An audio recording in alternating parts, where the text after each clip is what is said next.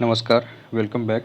हम लोग इस लेक्चर में देखने वाले हैं खिलजी वंश के बारे में। दिल्ली सल्तनत के अंदर आने वाला ये दूसरा वंश है ना। वीडियो स्टार्ट करने से पहले आपसे रिक्वेस्ट रहेगी कि वीडियो पसंद आए तो वीडियो को लाइक करें, चैनल को सब्सक्राइब करें, है ना। आप लोग वीडियो लाइक नहीं करते हैं, आपसे रिक्वेस्ट है।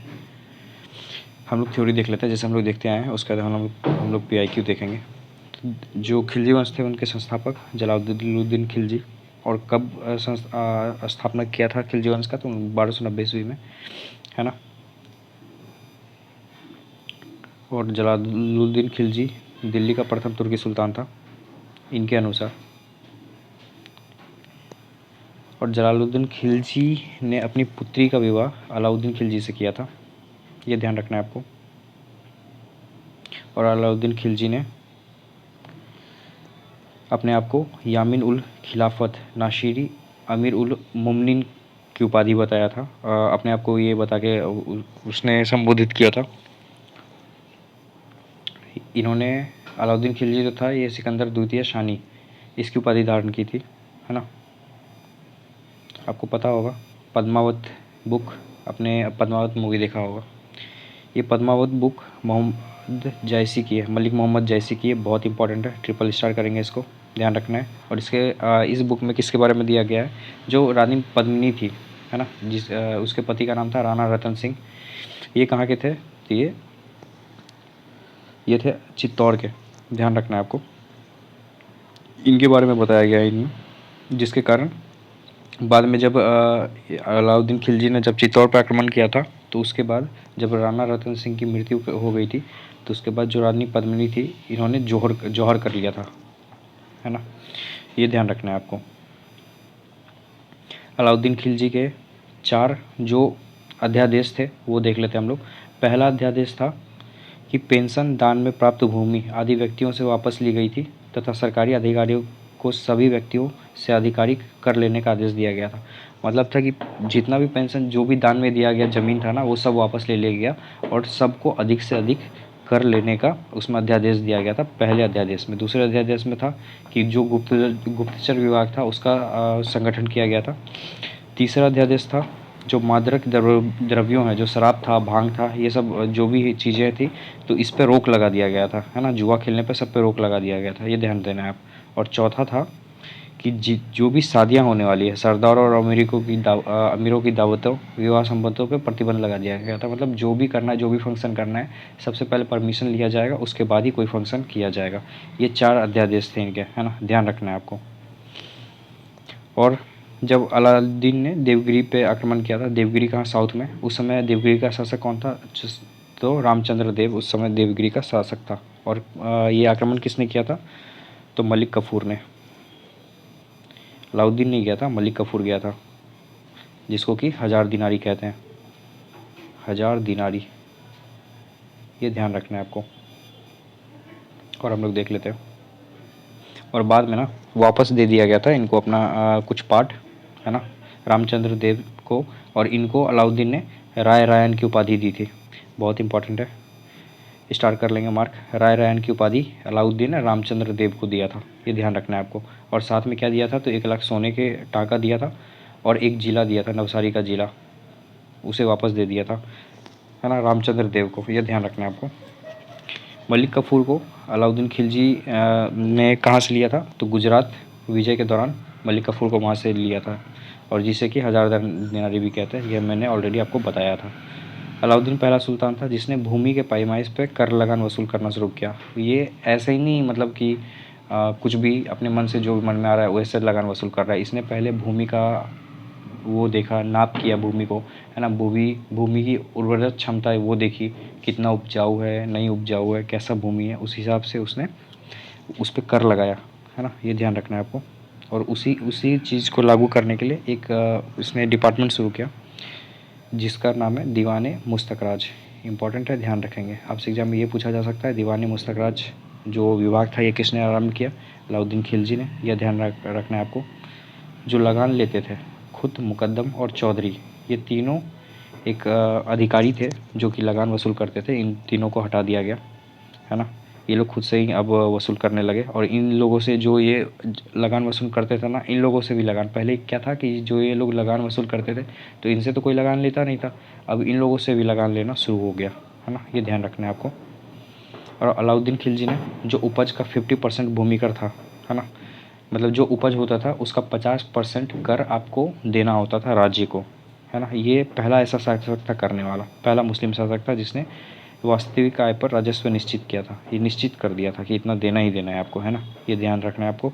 अलाउद्दीन ने बाजार नियंत्रण पर भी जो निश्चित फिक्स्ड प्राइस कर दिया था इसने, कि जो भी मार्केट में जो भी कौन सी सामान की कितनी कीमतें होंगी ये सारा यही कंट्रोल करता था, अलाउद्दीन खिलजी ही कंट्रोल करता था, ये ध्यान रखना है आपको, है ना। और अलाउद्दीन खिलजी ने सार्वजनिक वितरण प्रणाली भी प्रारंभ की थी। ये 2 तरह का टैक्स लगाया था। पहला टैक्स था घरी कर, जो कि घर और झोपड़ी को जिसका घर और जैसा भी हाउस टैक्स है ना, एक तरह से समझ लेंगे वही है। और जो चराई कर था, जो दुधारू पशु है ना, उस पर लगाया जाने वाला ये टैक्स था, जो कि घास वास जो मैदान में चरने जाते थे पशु, उन पर टैक्स लगाया जाता था, ये ध्यान रखना है आपको। और अलाउद्दीन खिलजी के टाइम पे अलाउद्दीन खिलजी मतलब दिल्ली सल्तनत और मंगोल के बीच की जो सीमा थी ये रावी नदी थी, इंपॉर्टेंट है, ध्यान रखना है आपको, है ना। और देख लेते हैं हम लोग आगे थ्योरी। ऐसा कुछ नहीं है, चलते हैं हम लोग आगे, हम लोग डायरेक्ट क्वेश्चन देखते हैं, है ना। थ्योरी हमारा ख़त्म हो गया। कौन सा सुल्तान नया धर्म चलाना चाहता था किंतु उलेमा लोगों ने विरोध किया? तो ये अलाउद्दीन चलाना चाहता था। जो उलेमा लोग थे ना, इन लोगों ने विरोध किया, क्योंकि ये अलाउद्दीन इन लोगों को वैल्यू नहीं देता था, जो उलेमा लोग थे। और अलाउद्दीन का दूसरा नाम क्या था, ये इसने उपाधि भी धारण की थी, सिकंदर द्वितीय सानी की। अलाउद्दीन खिलजी ने ये उपाधि धारण किया था, ध्यान रखना है आपको, है ना। चलते अगले क्वेश्चन पे। दिल्ली के किस सुल्तान ने सिकंदर सानी की उपाधि धारण की थी? अभी मैंने आपको बताया, अलाउद्दीन खिलजी ने यह धारण किया था ये उपाधि। अगले क्वेश्चन पे चलते हैं। अलाउद्दीन खिलजी के प्रसिद्ध सेनापतियों में किसकी मंगोलों के विरुद्ध लड़ते हुए मृत्यु हुई थी? ये जफर खां था, ध्यान रखना है, फैक्ट है ना। चलते अगले क्वेश्चन पे। रानी पद्मिनी का नाम अलाउद्दीन की चित्तौड़ विजय से जोड़ा जाता है। उनके पति का नाम राणा रतन सिंह था, है ना। और रानी पद्मिनी ने बाद में क्या कर दिया था, जौहर किया था। और इन्हीं पे किताब है पद्मावत, जिसको लिखा गया है मलिक मोहम्मद जायसी, इसने किताब लिखी है पद्मावत, ध्यान रखना, फैक्ट है, इंपॉर्टेंट है। अलाउद्दीन के दक्षिण अभियान धन प्राप्ति के लिए अभियान थे, ये बिल्कुल सही है, इसको सिर्फ धन ही प्राप्त करना था। यह दक्षिणी राज्यों को कब्जे में करना चाहता था, ये नहीं, ये गलत है, कब्जा में नहीं करना चाहता था, बस इसको लूटपाट करना था, तो पहला सही है, दूसरा गलत है, इसका आंसर सी होगा। चलते अगले क्वेश्चन पे। अलाउद्दीन खिलजी के आक्रमण के समय देवगिरी का शासक कौन था? तो देवगिरी का शासक था रामचंद्र देव, है ना, जिसको कि और किसके नेतृत्व में किया गया था? मलिक कफूर के नेतृत्व में किया गया था, और जिसे कि 1000 दिनारी भी कहते हैं, है ना, दिनारी भी कहते हैं, ये ध्यान रखना है आपको। चलते अगले क्वेश्चन पे, मैच करना है। रणथंभौर का कौन थे? हमीर देव, ए का 3, है ना। चित्तौड़ के राणा रतन सिंह, अभी हमने देखा, बी का 4। देवगिरी के रामचंद्र, सी का 2। और गुजरात के कर्णदेव, डी का 1। इसका आंसर होगा 3, 4, 2, 1, है ना। ऑप्शन देखते हैं हम लोग, डी में है, मैच कर लेंगे आप लोग। चलते अगले क्वेश्चन पे। ये जो रेखा है, ये वाली रेखा दिल्ली से लेके नीचे देवगिरी तक ये लोग आए हुए हैं, तो ये किसने किया था? मलिक कफूर आया था, ये उसकी विजय रेखा है, ये ध्यान देना है आपको, है ना। चलते अगले क्वेश्चन पे। किस सुल्तान के काल में खालिसा भूमि अधिक पैमाने में विकसित हुई थी? तो खालसा भूमि जो अधिक पैमाने में ये हुई थी अलाउद्दीन खिलजी के टाइम पे, हमने थ्योरी में देखा है ऑलरेडी। किस सुल्तान के बारे में कहा जाता है कि उसने भूमि कर को उत्पादन के 50% तक कर दिया था? पहले किया था अलाउद्दीन खिलजी ने, है ना, और बाद में मोहम्मद बिन तुगलक ने, इसने भी किया था। मोहम्मद बिन तुगलक ने कहाँ किया था? तो ये जो दोआब वाला रीजन है ना, दोआब रीजन उसे कहते हैं जैसे इधर से गंगा आ रही है, इधर से यमुना आ रही है। ये जो बीच का फर्टाइल एरिया है ना, ये वाला एरिया, इसको दोआब रीजन कहते हैं, जो बहुत उपजाऊ होती है। तो मोहम्मद बिन तुगलक सोच रहे थे कि ये जो रीजन है उपजाऊ वाली, यहाँ बहुत ज़्यादा फसल होती है, तो यहाँ पर टैक्स थोड़ा ज़्यादा कर दें, तो इसी को दोआब रीजन कहते हैं। और यहाँ पर 50% टैक्स मोहम्मद बिन तुगलक ने भी लगा दिया था। ये ध्यान रखना है आपको। तो इसका आंसर बी और सी दोनों होगा। चलते हैं आगे। सुल्तान जिसने बढ़ाकर भू राजस्व उपज का 50% कर दिया था, मैंने अभी आपको बताया, मोहम्मद बिन तुगलक और अलाउद्दीन खिलजी, इस दोनों ने कर दिया था। ये ध्यान देना है आपको, है ना। और बाद में अलाउद्दीन खिलजी ने 2 टैक्स और लगाए थे। कौन सा टैक्स था? एक हाउस टैक्स, जिसको कि घरी टैक्स भी बोलते हैं, घरी कर, जिसमें कि जिसका जिसका घर था, झोपड़ी था, उस सबको टैक्स देना होता था। और दूसरा कौन सा था? तो चराई टैक्स, एक मिनट, दूसरा था चराई कर, जिसमें कि जो दुधारू पशु थे ना, दुधारू पशु थे, उनके चरने के लिए टैक्स लगता था। ये ध्यान देना है आपको, है ना। कि सुल्तान ने ज़मीन में फसल की नवाई का आधा राजस्व के रूप में दे, ये था अलाउद्दीन खिलजी। अलाउद्दीन खिलजी दिल्ली सल्तनत का पहला ऐसा राजा था जिसने कि ज़मीन को पहले नापा, उसका सब चीज़ पता किया कि लाइक कितना उपजाऊ है, नहीं है, उस हिसाब से उसने उस पर टैक्स लगाया था, है ना। ये ध्यान रखना है आपको। पैमाइश करके उसके बाद उस पर टैक्स लगाया था, जिसको कि बोलते हैं विश्वा उपज, विश्वा उपज कर, है ना। ये कर लगाया था। ये ध्यान रखना है आपको। चलते हैं अगले क्वेश्चन पे। उसने कथनों पर अलाउद्दीन खिलजी से संबंधित, उसने कृषि ज़मीनों की पैमाश के बाद ज़मीन की मालगुजारी वसूल की। ये सही है। पहले वो पैमाश किया था ज़मीन का, उसके बाद उस पर टैक्स लगाया था, है ना। ये तो सबको पता है। उसने लगान व्यवस्था को अपनी पूरी सल्तनत में लागू नहीं किया था, कुछ ही पार्ट में किया था, है ना। ये ध्यान रखना है आपको। उसने प्रांतों के गवर्नरों के अधिकारों को समाप्त किया। ये सही है। तो इसका आंसर होगा 1, A और 3, दूसरा गलत है। 1 और 3 सी में है, आंसर सी होगा इसका, है ना। ध्यान देना है। और बाद में इसने एक डिपार्टमेंट भी शुरू किया था, दीवान मुस्तक राज, है ना। ये बाजार व्यवस्था ये सब लागू करने के लिए अलाउद्दीन खिलजी ने किया था। अलाउद्दीन खिलजी ने दिल्ली में मूल्य नियंत्रण लागू किया था, बिल्कुल किया था। वह दिल्ली से अपने राज्य भवन के निर्माण में लगे हुए कारीगरों को कम वेतन देना चाहता था। ऐसा कुछ नहीं था। कम वेतन क्यों देना चाहेगा भाई, बशर्ते ये इसका जो सैनिक था ना, अलाउद्दीन खिलजी के पास इतने सारे सैनिक थे कि जिसको अगर वो प्रॉपर, एक तो अलाउद्दीन खिलजी नगद में सैलरी देता था, लेकिन वो अगर उतना ही सैलरी देता जितना दे रहा था वो, तो ऐसे में क्या होता कि सिर्फ 5 से 6 साल में उसका जितना भी राजस्व कोष में जो भी पैसे थे वो ख़त्म हो जाते। तो अलाउद्दीन खिलजी ने क्या किया कि जो सैनिकों का सैलरी था उसको घटा दिया, एक तरफ से घटा दिया, और दूसरे तरफ से क्या किया, जो भी सामान मार्केट में बिकती थी ना, उसका दाम को फिक्स कर दिया, है ना। और बाद में हर सामान का दाम को लाइक जो वहाँ के अलाउद्दीन खिलजी जिसको अपॉइंट करते थे उसके द्वारा या फिर इसके द्वारा फिक्स किया जाता था कि ये सामान इतने ही दाम में बिकेगा, इससे ज़्यादा दाम में नहीं बिकेगा। और इसी के देखभाल के लिए दीवान मुस्तक राज नामक एक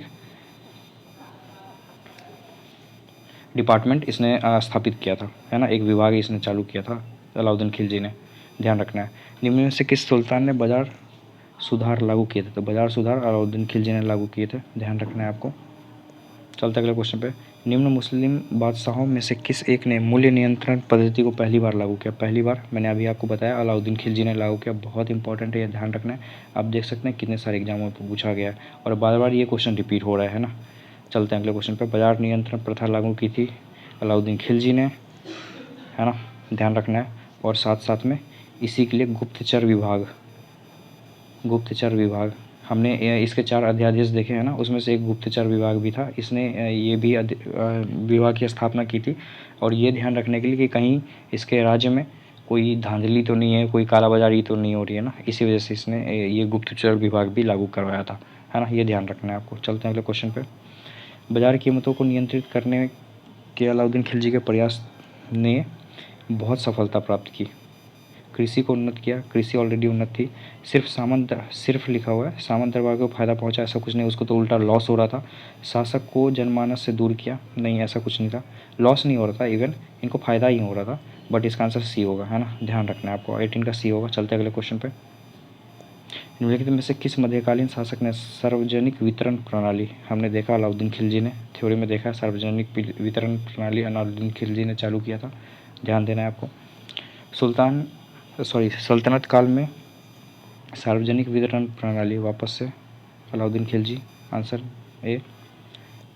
घड़ी एवं गृह कर लगाने वाला दिल्ली का प्रथम सुल्तान कौन था, तो अलाउद्दीन खिलजी था। घड़ी क्या था, हाउस टैक्स, है ना, हाउस टैक्स, और साथ में क्या था, चराई, एक था चराई कर, जिसमें कि जो दुधारू पशु थे ना उस पर टैक्स लगता था, ध्यान देना है आपको। 1306 के बाद अलाउद्दीन खिलजी के समय में दिल्ली के सुल्तान तथा मंगोलियों के बीच की सीमा क्या थी, तो रावी नदी सीमा थी।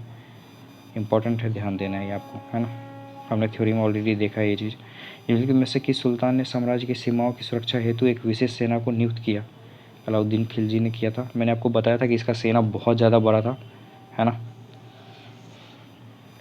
अगले चलते हैं, कौन सा सुमेलित नहीं है पूछ रहा है। देवगिरी का जो रामचंद्र थे इसके बेटे थे शंकरदेव, तो देवगिरी का शंकरदेव सही है।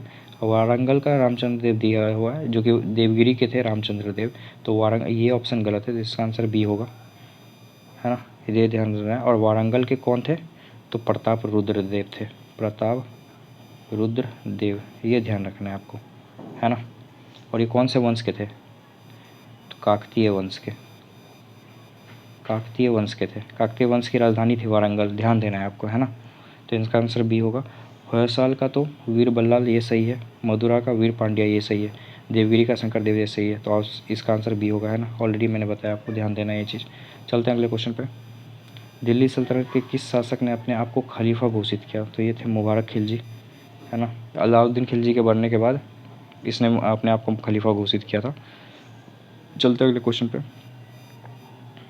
आई थिंक ये लास्ट क्वेश्चन था, है ना। हम लोग अगले लेक्चर में देखने वाले हैं तुगलक वंश के बारे में।